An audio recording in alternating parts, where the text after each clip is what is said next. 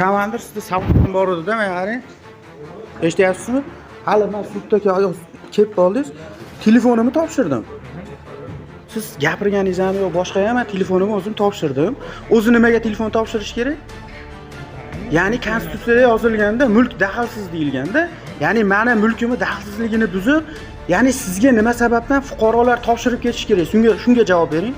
Mumkin emas o'zi aslida. Xo'p, nimaga asosan siz fuqarolardan, ya'ni mana shu konstitutsiyada yozilgan mulk daxlsizligini buzgan holda siz aynan telefon apparatlarini, ya'ni sizni pulingizga kelmagan bu, meni shaxsiy pulimga kelgan. Tushundim. Ya'ni siz javob beringda, nima sababdan olib qo'yasiz? 2019-yil. Hop. Yo'riqnomangizga asosan fuqarolarda, ya'ni ma'muriy binoga kirilayotganda telefon apparatlarni olib qo'yiladi, to'g'rimi? Yaxshi. Endi sizga bitta savol.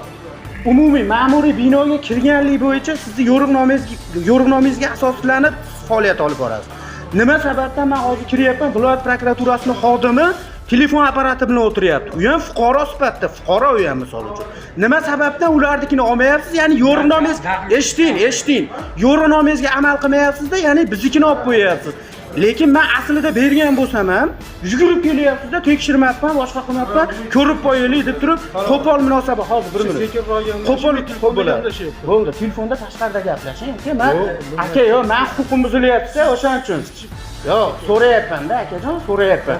Yo'q, eshitingda bitta narsa hammamizga kerak bo'ladi bu narsa. Tushunyapsizmi? Mashinangiz boshqalarga vaqt beryapti. Yo'q, bo'ldi aka. Aka, menga qarang. Nima uchun prokuraturanikini olib qo'ymayapsiz? Ey, hurmatli Milliy gvardiya xodimi, yo'riqnomangizga asoslanib nima sababdan olib qo'ymayapsiz? Kimni telefonini olib qo'ymayapsiz? Olyapti fuqarolar. Yo'q, viloyat prokuraturasining telefoni turibdi, tushunyapsizmi? Shaxs aka ular. Daxlsiz shaxs. Qayerda yozilgan daxlsiz shaxs? Ommaviy axborot vositalari ham daxlsiz shaxs hisoblanadi, bilasizmi? Shundan xabaringiz bormi? Nima sababdan ommaviy axborot vositalari, mana o'zingiz bilasiz, ommaviy axborot vositalari, erkin jurnalist, blogerlar kimligini bilasizmi? Ya'ni axborotchi, to'g'rimi?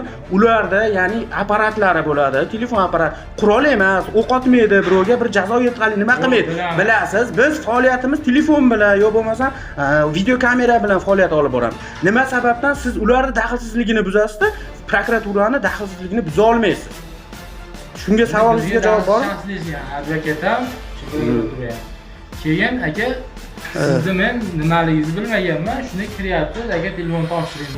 Men siz demasizdan topshirib ketdimmi? Mana so'rang sherigingizdan. Siz har qanday yugurib kelyapsiz, topshirib kelganimdan keyin yugurib kelyapsiz. Men olganim maqsadda. Men sherigim olibdi, men aka olganimni siz bilasiz.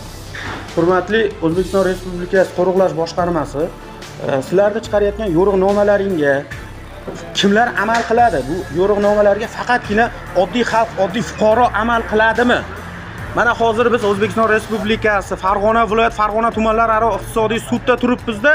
Men telefon apparatimni topshirib kirdim, lekin Milliy gvardiya xodimi orqamdan yugurib kelib, siz nimaga keldingiz? Uyda, buyda, xullas, shu bilyapti, to'shda ommaviy axborot vositalari, jurnalist, blogerligimni bilyapti, yugurib kelyapti.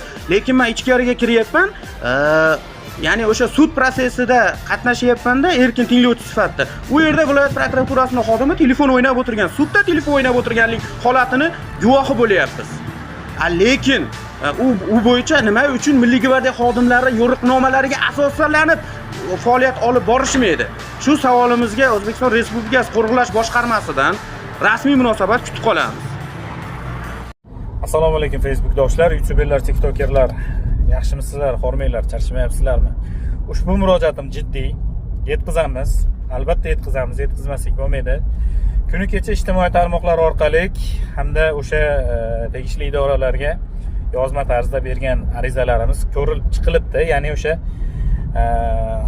qo'riqlash boshqarmasi xodimlari, ya'ni hozir militsiyaga o'tdi, ya'ni ichki ishlarga o'tdi. Yo'riqnoma tashkil qilinadi, baribir yo'riqnomasi bor. Hozirgi kunda yo'riqnomaga hamma birdek amal qilinishi kerak.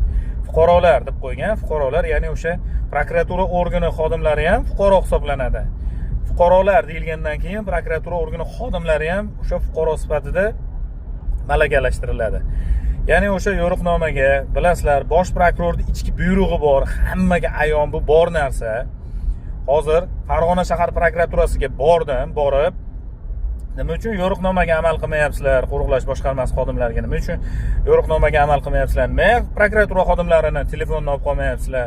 Nimaga ommaviy axborot vositasi vakillarini, boshqa bir fuqarolarni konstitutsion huquqini, ya'ni mulk daxlsizligini buzib olib qolyapsizlar-ku, prokuratura xodimlarinikini olib qolmayapsizlar desam, bularga ruxsat deydi. Haligi bo'lmaylaru, katta xolamiz uyimiz basu. Ularga ruxsat, bularga ruxsat deydigan ma'muriy idorami, yo'riqnomami hamma birdek amal qilish kerak. Majbur va shart deb qo'ygan joyi bor. Shu bois yo'riqnomaga rahmat. Mana ichki ishlar xodimlari, ya'ni o'sha tekshirib, telefon apparatlarini olib kirgizishyapti ekan, lekin ayrim joylarda baribir hali ham miyalariga yetib bormabdi ayrim qo'riqlash xodimlarini.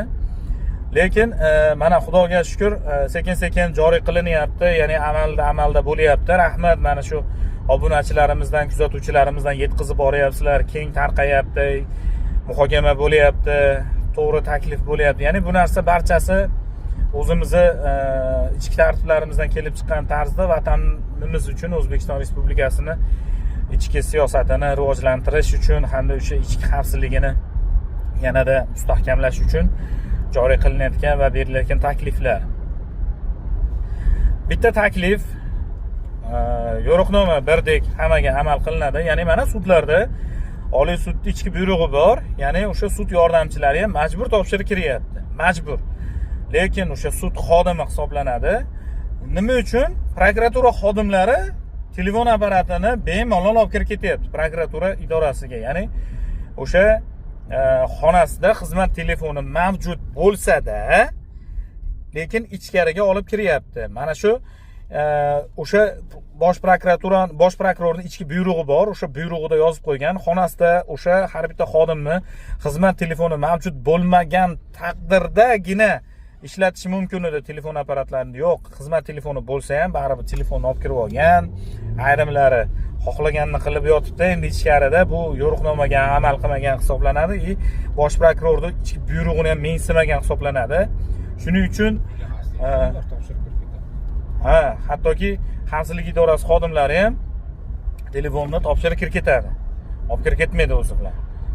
Nima uchun prokuratura xodimlari ma'muriy binoga yo'riqnomaga amal qilmasdan, bosh prokurorning ichki buyrug'iga mensimasdan oyoq osti qilib, bosh prokurorning buyrug'ini, telefonini bemalol olib kirib ketadi ichkariga. Ya'ni audio video yozuvchi moslamasini olib kirib ketadi. Mana shu savolim ochiq qolyapti. Bosh prokuratura ko'rib chiqadi degan umiddaman, hamda o'sha tegishli idoralar baribir ko'rib chiqadi. Baribir kurashamiz, to'xtamaymiz bu holat bo'yicha. To'xtagan kunimiz yutqazgan hisoblanamiz. Bizda davomchilarimiz ham bor. Albatta bu holatga baribir nima deydi, erishamiz. Xudo xohlasa, Alloh g'olib qilsin. Siz aziz obunachilar, kuzatuvchilarni yordami bilan keng tarqatamiz. Mana shu videolarni hamma birdek amal qilsin. Fuqarolar ham, jismoniy shaxslar ham, har bitta O'zbekiston Respublikasida yashayotgan, istiqomat qilayotgan barcha fuqaro hisoblanadi. Birdek amal qilish kerak. Jismoniy shaxslar ham, yuridik shaxslar ham. Qonunni qonun bor.